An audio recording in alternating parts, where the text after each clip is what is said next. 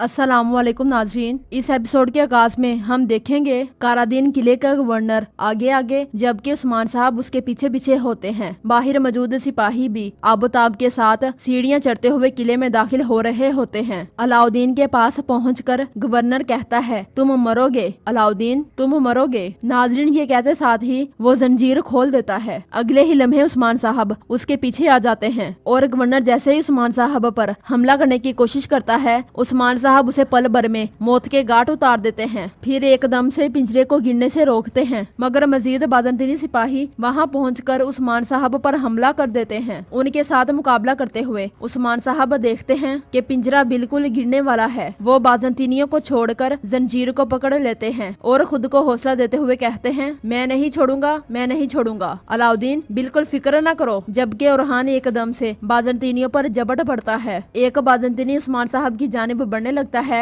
कि बेहान सरदार खंजर फेंक कर उसे मौत के घाट उतार देता है। ये देखकर उस्मान साहब उनका शुक्रिया अदा करते हैं और इसके साथ ही वो सब पिंजरे को ऊपर खींचते हैं। सहन में जेरकोताए और बुरान बचे हुए बाज़ंतीनी सिपाहियों को भी मौत के घाट उतार देते हैं। गवर्नर की मौत के बाद बाज़ंतीनी बिल्कुल पसपा दिखाई देते हैं और वो कटते मरते चले जाते हैं। अगले ही लम्हे बुरान और जेरकोताए सहन का दरवाजा खोल देते हैं। बाहर से आने वाली बेगम खतून और सिपाही बचे हुए बाज़ंतीनियों पर टूट पड़ते हैं। दूसरी तरफ काफी देर की कोशिश के बाद उस्मान साहब और उनके सिपाही पिंजरे को ऊपर लाने में कामयाब हो जाते हैं। अलाउद्दीन को पिंजरे से बाहर निकाला जाता है तो वो एकदम से उस्मान साहब से लिपट जाता है। दोनों अल्लाह ताला का शुक्र अदा करते हैं। फिर अलाउद्दीन और ओरहान के गले लग जाता है। ओरहान उससे हाल अहवाल पूछता है। इसी लम्हे थका हारा जेरकोताए वहां पहुंचता है, मगर ये मंजर देखकर हशाश बशाश हो जाता है और बुलंद आवाज से कहता है, कारादीन किला अब से काइयों की मलकियत है। ये सुनते साथ ही सब अल्लाह अकबर के नारे बुलंद करते हैं और बेहान सरदार उस्मान साहब से कहता है, फतह मुबारक हो उस्मान साहब। फिर उस्मान साहब अलाउद्दीन से कहते हैं, तुम्हारी माँ और तुम्हारी खतून तुम्हारे लिए परेशान हैं, जल्दी से कबीले पहुँचो। ये सुनते साथ ही अलाउद्दीन चला जाता है।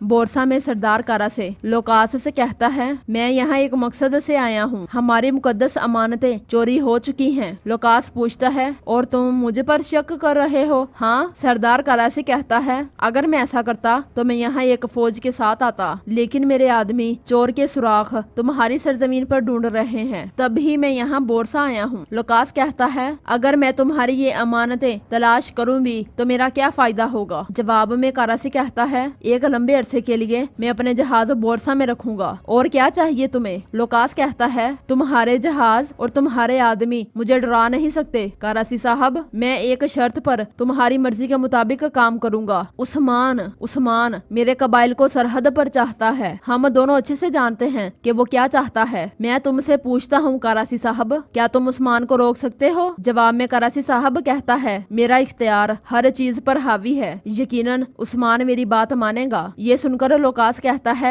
फिर हमारे पास एक मुआहिदा है। अगर ये जैसा कि तुम कहते हो कि अमानतें बोरसा में है, फिर मैं उन्हें तलाश करके तुम्हें दूंगा। इसके साथ ही लोकास के इशारे पर सरदार कारासी चला जाता है। उसके जाते साथ ही एक सिपाही तेजी से वहां आता है और कहता है, कमांडर लोकास, उस्मान ने कारादीन किला फतह कर लिया है। ये सुनते साथ ही लोकास के औसा खता हो जाते हैं और वो सिपाहियों को धकेलते हुए कहता है, बाहर दफा हो जाओ, बाहर दफा हो जाओ, तुम सब के सब बेकार हो। लोकास बहुत जोर से चीखता चिल्लाता है।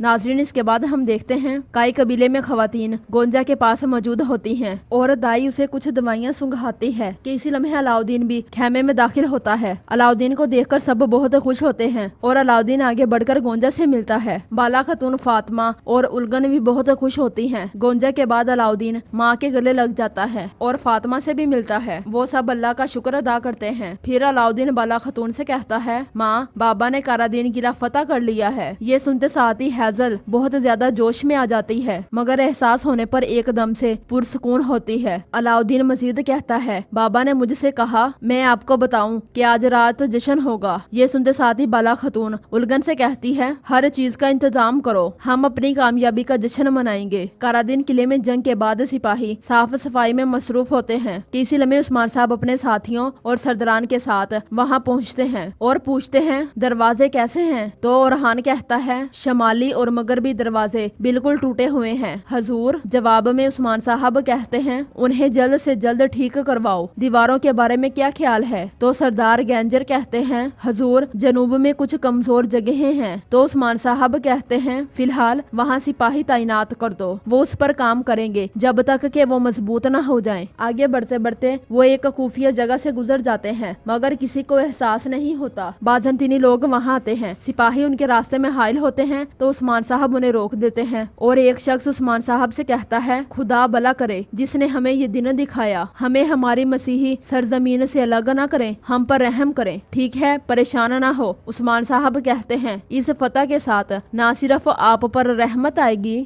بلکہ عدل بھی آئے گا۔ اسی لمحے ترحان وہاں پر آ کر کہتا ہے خزانے کے دروازے کھل گئے ہیں عثمان صاحب۔ جواب میں عثمان صاحب کہتے ہیں چلو پھر سپاہیوں سرداران کو اپنا حصہ لینے دو۔ ترحان، اب ہم قبیلے جا رہے ہیں، یہاں کی حفاظت تمہارے ذمہ ہے۔ یہ کہتے ساتھ ہی عثمان صاحب آگے بڑھ جاتے ہیں اور یوسف اپنی بہن سے پوچھتا ہے بہن، آپ کے خیال میں عثمان صاحب کارا دین قلعہ کس کو دیں گے؟ جواب میں بیگم خاتون کہتی ہے گینجر اور بہان سردار بھی امیدوار ہیں، اگرچہ وہ نہیں کہتے لیکن وہ سبھی لوگ قلعہ لینا چاہتے ہیں اور چاہے بہت سے لوگ اس کے پیچھے ہیں لیکن حکمرانی کے لیے موزوں ہم ہی ہیں۔ عثمان صاحب کبھی غلط فیصلہ نہیں کرتے، وہ ہمیں حکمرانی دیں گے اور ہمیں مزید عزت عطا فرمائیں گے۔ پیچھے سے بہان سردار آگے بڑھتے ہوئے ساروجہ سے کہتا ہے خزانے سے فاطمہ خاتون کے لیے تحفہ منتخب کرو، ہم جب قبیلے واپس جائیں گے تو آپ اسے دے سکتے ہیں۔ خفیہ راستے کے نیچے بازنطینی سپاہی کھڑے ہوتے ہیں اور انہوں نے ترک لباس پہنا ہوتا ہے۔ ایک دوسرے سے پوچھتا ہے ہم حرکت کب کریں گے؟ تو دوسرا کہتا ہے جب کمانڈر لوکاس ہمیں حکم دے گا۔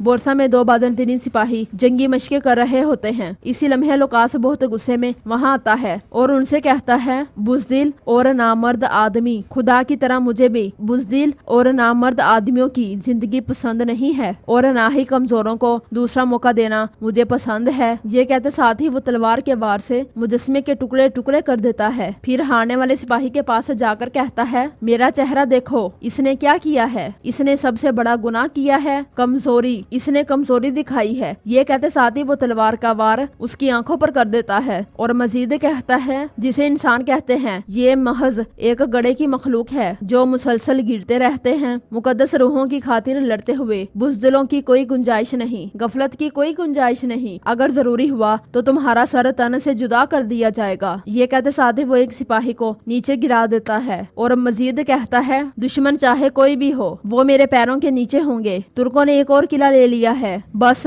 اتنی کمزوری کافی ہے، اب قدم اٹھانے کی باری میری ہے، میرے حکم کا انتظار کرو۔ یہ کہتے ساتھ ہی لوکاس آگے بڑھ جاتا ہے۔ جنگل میں ایک سپاہی سنجار کے پاس آتا ہے اور کہتا ہے میں نے امانتوں کے بارے میں آس پاس سب سے پوچھا ہے مگر کوئی بھی نہیں جانتا۔ یہ سن کر کیوماز کہتا ہے عالم اسلام کی مقدس امانتیں چوری ہو جاتی ہیں لیکن کسی کو خبر ہی نہیں ہوتی۔ چھپا ہوا سپاہی بائسنگور یہ ساری باتیں سن رہا ہوتا ہے اور جیسے ہی وہ اٹھتا ہے کیوماز اسے دیکھ جاتا ہے اور چلاتے ہوئے کہتا ہے بائسنگور بائسنگور۔ اگلے ہی لمحے سنجار کا مارا ہوا تیر اس کے کندھے میں جا لگتا ہے مگر اس کے باوجود وہ نہیں رکتا اور بھاگتا رہتا ہے، پھر درخت کے پیچھے چھپتے ساتھ ہی آنے والے گھڑ سوار کو خنجر مار کر موت کے گھاٹ اتار دیتا ہے۔ بائسنگور چوگا بھی اس پر ڈال دیتا ہے اور تیر بھی اس کی پیٹھ پر کھونپ دیتا ہے۔ گھوڑا ایک طرف بھاگ نکلتا ہے اور سپاہی بائسنگور چھپ جاتا ہے۔ سنجار اور کیوماز بھی اس گھوڑے کے پیچھے بھاگ پڑتے ہیں۔ بائسنگور کہتا ہے میرے حضور میں نے جان لیا۔